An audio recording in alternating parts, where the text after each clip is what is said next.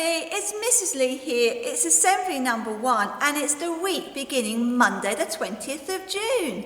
How are you? I hope that you are okay. Shall we start off with our routine? I think we should. What's the time, Mr. Wolf?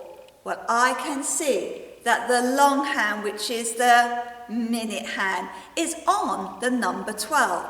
Now I know that's right, it means o'clock. I can also see that the shorthand, which is that's right, the hour hand, is pointing towards the number 10. I put it all together and I know that says, that's right, 10 o'clock. What else have we got on our board?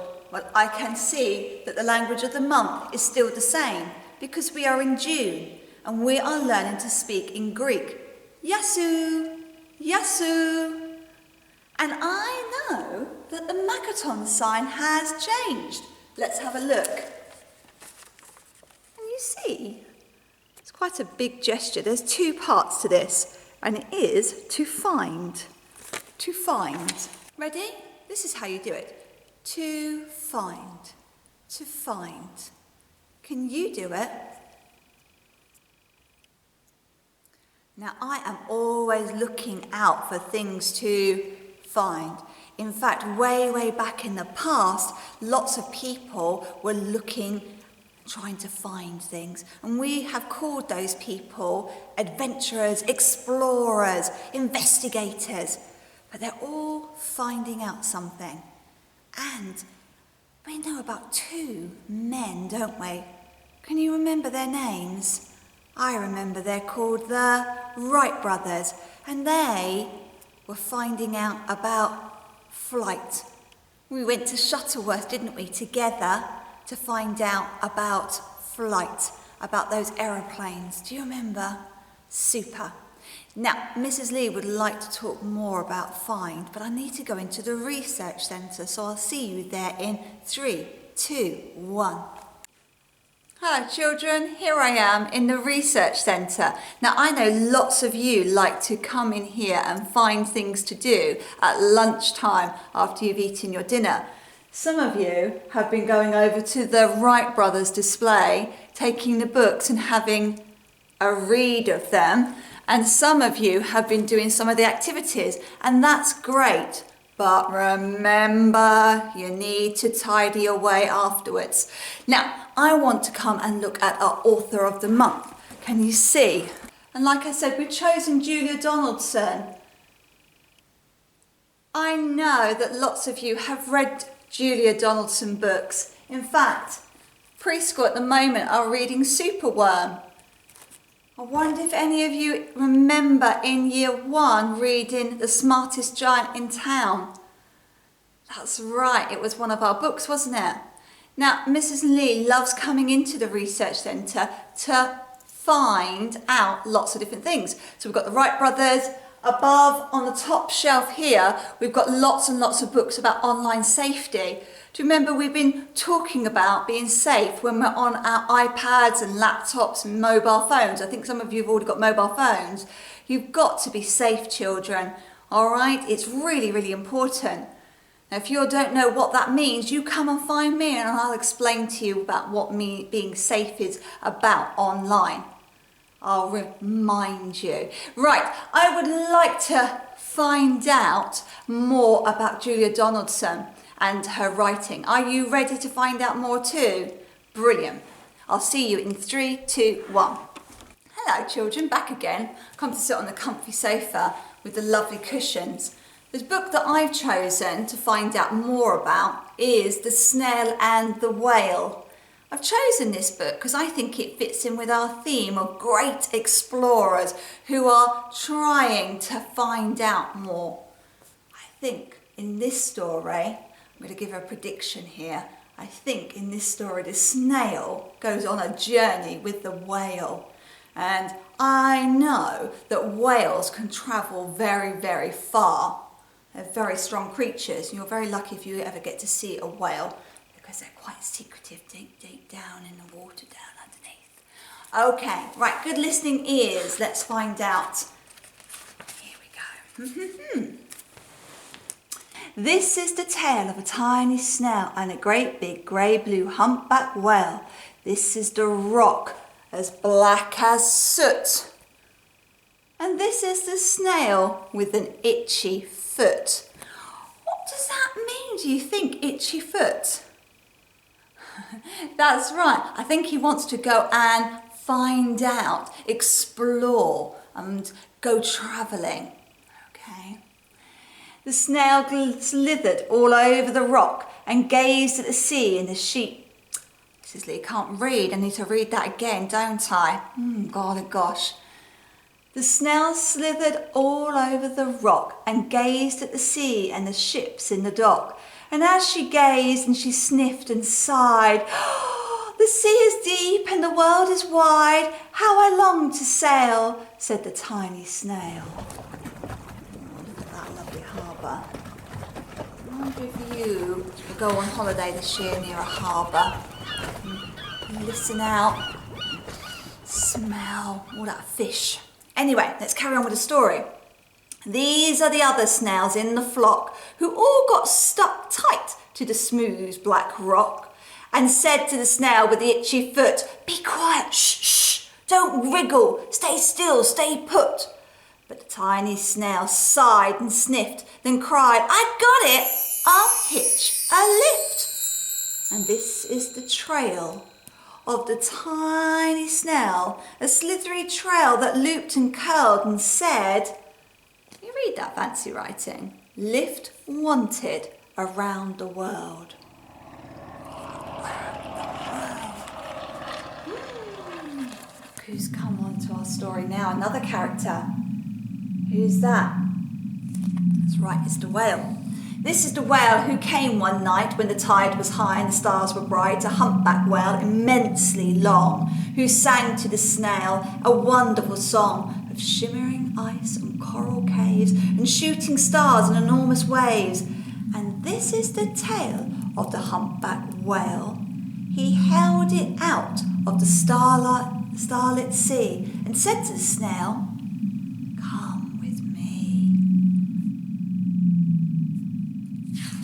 Would you have gone?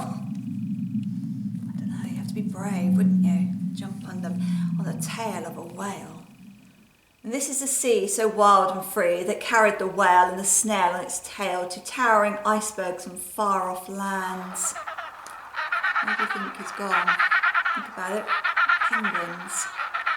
And if you can remember way back to when maybe you were in year 1 last year, or in reception, that's right, it's Antarctica, isn't it? With fiery mountains and golden sands. Gosh, it's a completely different place, isn't it? And these are the waves that arched and crashed, and foamed and frolicked and sprayed and splashed the tiny snail on the tail of the whale. These are the caves beneath the waves where stripy fish with feathery fins and sharks with hideous toothy grins swam round a whale and a snail on his tail. What do you think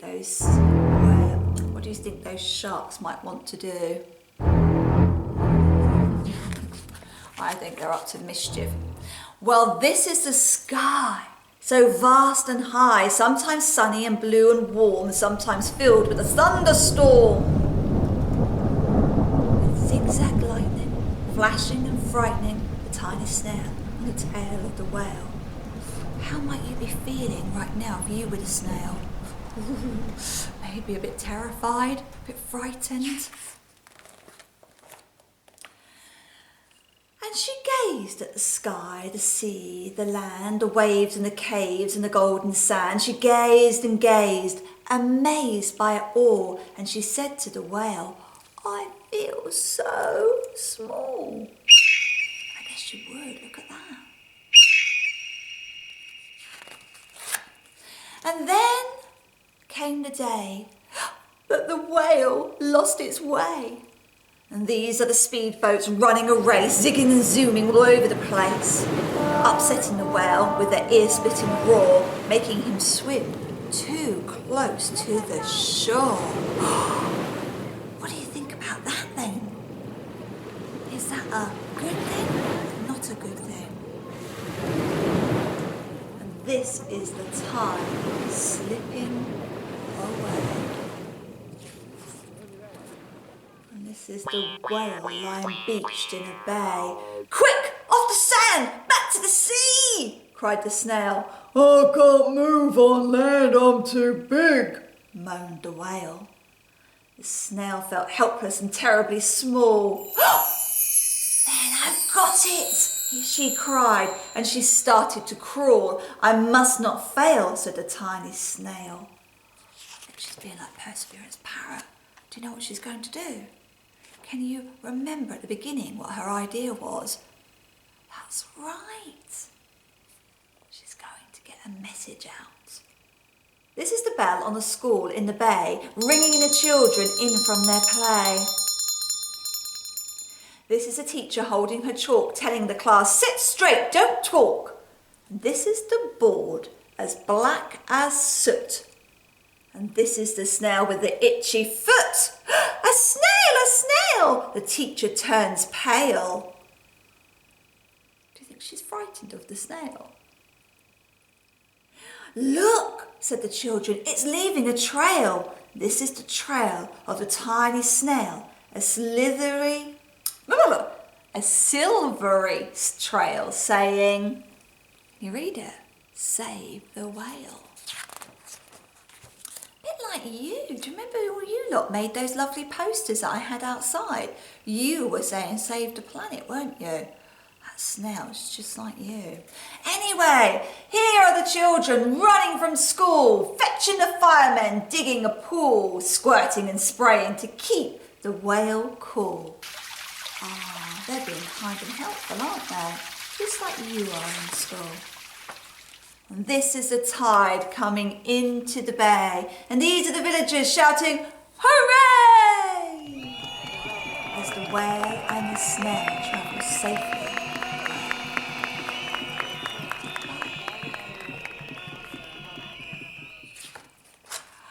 Back to the dock and the flock on the rock.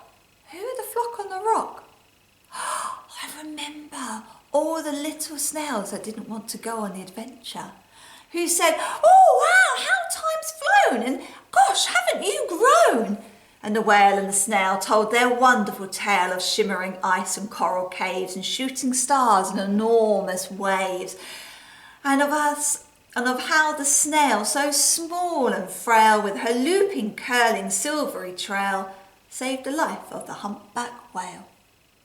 Then the humpback whale held out his tail, and on crawled snail after snail after snail. What do you think all those little snails are going to want to do climbing on that tail? Wow, can you see them? All on the tail. And they sang to the sea as they all set sail on the tail of the grey-blue humpback whale. Wow, they were off to find different things all around the world, weren't they? Exploring. I loved how kind and helpful everybody was in that story. Now, if you would like to look more carefully at this book, I know that some of you have been probably saying, Mrs. Lee, it rhymes. There's lots of rhyming words in there. Come find it here in the Research Centre. Now, I'm going to put it back where it belongs so that somebody else can come and read it. So I am being helpful. I wonder if you can be helpful by keeping our school nice and tidy. That's one of our golden rules. Now you have sat beautifully. Have a little stretch. Super, well done everybody. We're going to finish off now with our school prayer. So you can close your eyes, you can put your hands together, you can fold your arms. I don't mind, but you know that Mrs. Lee would like you to join in with the words. We don't shout them, do we? We say them together. Help me to do the things I should, to be to others kind and good, in all my work, all my play, to grow more loving every day. Amen. Now, remember those words. We're getting to the end of term, and I know it's been very hot. We're getting tired, aren't we? But we've got to remember those 7 golden rules, just like the snail and the whale. All right, let's be helpful. Let's find out more things. All right. Have a lovely week, children. I'll see you around school. I'm hoping to give out lots of numbers in boxes. Bye.